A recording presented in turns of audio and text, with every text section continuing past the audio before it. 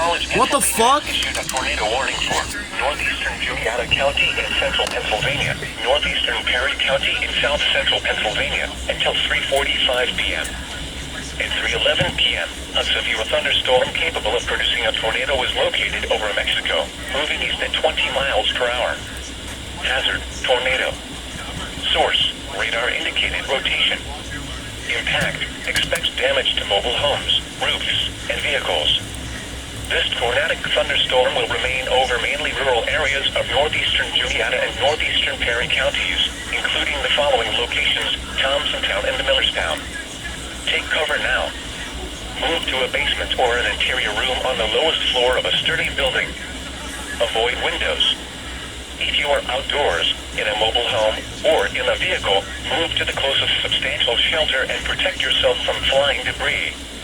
Repeating, a tornado warning has been issued until 3:45 p.m. for the following counties: Juniata and Perry.